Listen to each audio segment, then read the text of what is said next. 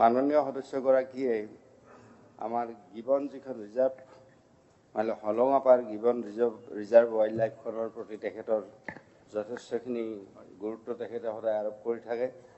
আৰু ফোনযোগে মই কথাও পাতি থাকোঁ তেখেতৰ লগত বিভিন্ন সময়ত বিভিন্ন সমস্যা লৈ গতিকে আমাৰ আচলতে তাতে যিটো আমাৰ কৰ্মী ডাঙৰীয়াই কৈছে যে তাতে ৰিজাৰ্ভ ফৰেষ্ট তিনিখন আছে Dissoi valley reserve forest Dissoi reserve forest আৰু তিৰু ৰিজাৰ্ভ ফৰেষ্ট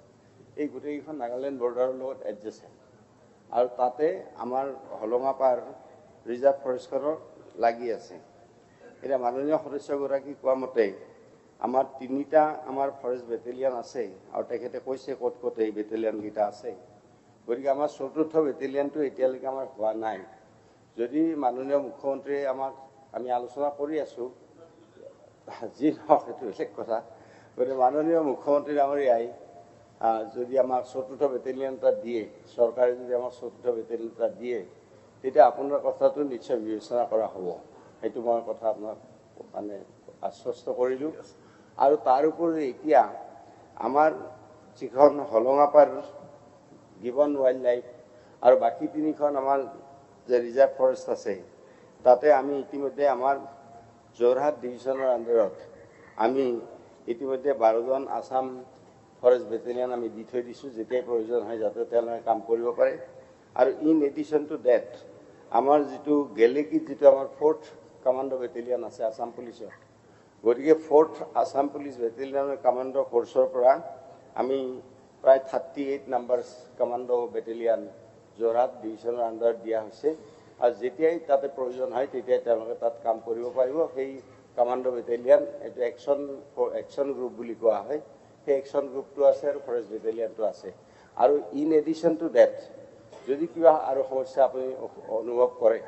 আপুনি আমাক জনাব আমি সেই হিচাপে ব্যৱস্থা ল'ম ধন্যবাদ মাননীয় অধ্যক্ষ মহোদয় মাননীয় মন্ত্ৰী মহোদয় আমি এই সন্দৰ্ভত চতুৰ্থ বেটেলিয়ান মৰিনীৰ ভৱিষ্যতৰ একেবাৰে ডিব্ৰুগড় তিনিচুকীয়া শিৱসাগৰ চৰাইদেউ মানে গোলাঘাটৰ পৰা নামবৰৰ পৰা আদি কৰি উজনি অসমৰ যিমান সংৰক্ষিত বনাঞ্চল ৱাইল্ড লাইফ চেঞ্চুৰী সকলোৰে বাবে ভাল হ'ব আমি আকৌ পুনৰবাৰ বিবেচনা কৰিব বুলি আশা ৰাখিলোঁ আৰু মন্ত্ৰী মহোদয় যেনে হাঁহি মিচিককৈ হাঁহি মাৰি পেলাই কথাটো কৈছে হ'বগৈ যেন লাগে আৰু ঠিক আছে মোৰ এটা ছাপ্লিমেণ্টাৰী লাষ্ট আছিল আৰু আছে এটা মাননীয় অধ্যক্ষ মহোদয় মাননীয় মন্ত্ৰী মহোদয়ৰ পৰা জানিব বিচাৰিছোঁ 10/1/2025 তাৰিখে এটা কেবিনেট মেমৰেণ্ডাম ওলাইছিল আৰু শচীন্দ্ৰনাথ দাস ডাঙৰীয়া জইণ্ট ছেক্ৰেটাৰী মহোদয় principal secretary chief conservator forest and HoFF Assam তেখেতলৈ এটা প্ৰদান কৰিছিলে regarding proposal for implementation of associate career progressive scheme of AFPF personnel আমি যেতিয়াই হাতী ডিউটিত ময়ো ৰাতি 2-3 বজালৈকে থাকোঁ যেতিয়া সুধো ফৰেষ্ট বেটেলিয়নৰ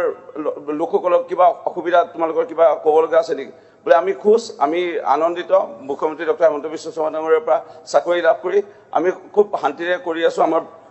অসমৰ বাহিৰত যাব লগা হোৱা নাই অত্যন্ত অসমতে নিজৰ পৰিয়ালৰ ওচৰতে চাকৰি কৰিব সুবিধা অকণ দিছে আমি চৰকাৰক ধন্যবাদ জনাইছোঁ কিন্তু এটাই অনুৰোধ এই যিটো associate career progressive scheme of APF personal এইটো কেতিয়া হ'ব এইটো খুব জানিব ইচ্ছা কৰিছে মই আপোনাৰ যোগেদি মাননীয় মন্ত্ৰী মহোদয়ৰ পৰা বিষয়টো জানিবৰ কাৰণে Assam career progressive scheme of AFPF personal এইটো বিষয়ে কেবিনেট মেমৰেণ্ডাম কেবিনেটৰ এটা সিদ্ধান্ত আছিল আৰু এইটো 10/1/2025 তাৰিখে অসম চৰকাৰৰ তৰফৰ পৰা প্ৰিন্সিপাল ছেক্ৰেটাৰীলৈ গৈছিলে ডিপাৰ্টমেণ্টলৈ গৈছিল কিন্তু ডিপাৰ্টমেণ্টে এতিয়ালৈকে কাৰ্যকৰী কৰা নাই এইটো জানুৱাৰী মাহতে হৈ গৈছিল ঠিক অধ্যক্ষ মহোদয়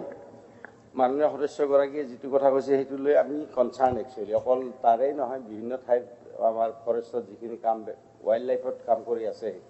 সেইখিনিৰ কনচাৰ্ণ আৰু মই কনচাৰ্ণ নহয় অকল মুখ্যমন্ত্ৰী এইটো কনচাৰ্ণ আমাৰ কেবিনেট কলিগসকলে জানিব মুখ্যমন্ত্ৰী নিজে কেবিনেটত কৈছে যে এই প্ৰস্তাৱটো আনিব লাগে আৰু আমি উইদিন ভেৰি শ্বৰ্ট আমি এই গোটেইখিনি কেবিনেটত আনিম আৰু আমি ভাবোঁ যে মাননীয় মুখ্যমন্ত্ৰী এইটোত সঁহাৰি জনাব আৰু কেবিনেট এপ্ৰুভেল হ'লে আপুনি যিটো প্ৰস্তাৱ উত্থাপন কৰিছে অকল তেওঁলোকৰে নহয় গোটেই অসমতে ৱাইল্ড লাইফৰ এই গোটেইখিনি মানুহৰ কামখিনি হ'ব ঠিক আছে থেংক ইউ